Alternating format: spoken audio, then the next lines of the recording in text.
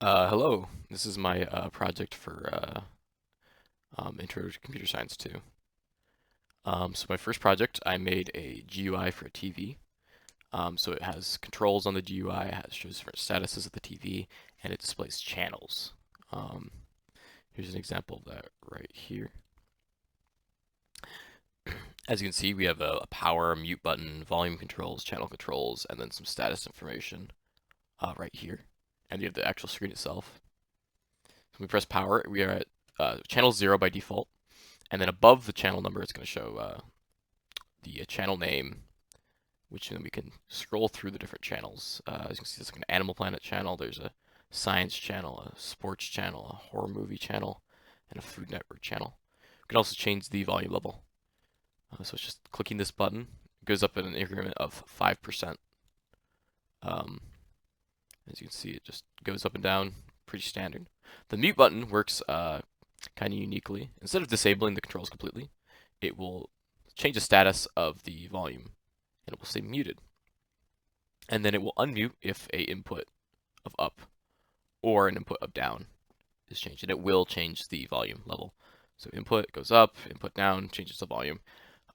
My idea for that was that you'd be able to just fully block the output of volume in a real application, thus allowing you to change volume and then change the unmuting portion there. So that's my uh, TV modification. It really doesn't have any error handling or handles. There's not really input besides button presses. So it's getting pressed or it's not getting pressed, and they're tied 1 to 1. So there's not really any error handling. But yeah, it just kind of routes everything into the logic, and then the logic tells, or the controller tells the logic that it's been pressed, and the logic then sends a signal back, which then displays it on the screen. As the power is on, the channel is changed, that sort of thing. All right, for the second project, I made a calculator.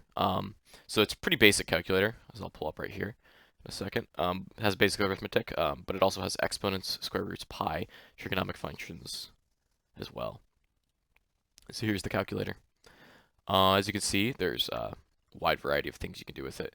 So we can calculate perhaps like the square root, or not the square root, excuse me, the area of a circle, which is going to be pi r squared. So we can do pi times the radius, which we can say is 2.5. Use this little caret symbol, which denotes a power, and then the power of 2. This will be 19.6349. And I have it going out to, I believe this is 1, 2, 3, 4, 5, 6, 7, 8, 9, 10, 11, 12. I believe I have 13 total digits it could display on screen. But it will always send out as many digits as it can for precision's sake. So that's one thing it can do. Press clear here. We can find like the sign of, let's say, 1. Or we can clear. We can input the cosine of 2. Another thing is that the domain of inverse sine and inverse cosine um, is restrictive, so you can't calculate outside of the domain. It'll give you an error. So if you try to do outside the domain, such as 2, you're going to get an error. But if you go within the domain, let's 0.5 arcsine, it's going to give you the arcsine of 0.5. You can also do more complex equations by going, let's say, 2 to the power of 2 to the power of 2. Should be 16. So it's not perfect, but it does a lot of things. The does nothing button does nothing. It's a placeholder. I was originally going to make a different application, or a different button or function it might have done, but I kind of ran out of time and just kind of wanted to fill up the space and didn't want to deal with deleting the code, so I just left that there as a kind of a joke. Um, how it handles error handling. Something example that might be like divided by 0, where if you have 1 divided by 0, it's going to error out. Or if you try to press the sign button before, or any of the buttons that modify a value that is inputted, it's going to tell you to input a value first. So we can do also tan input value.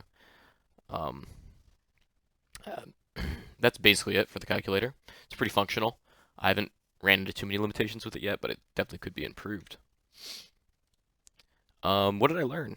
Really, I've learned a lot about PyQt and GUI creation, how to utilize the MVC structure, kind of like connecting everything together and having a overall ecosystem, a better understanding of Python as well. And really the challenges were just getting PyQt, and not specifically PyQt, but kind of learning how the Python package works. There's lots of different things that I was not familiar with, and but it was very fun. And yeah, it was just hard to get things to work entirely properly. Some things are still not perfect, but I think it's a pretty solid product as of right now.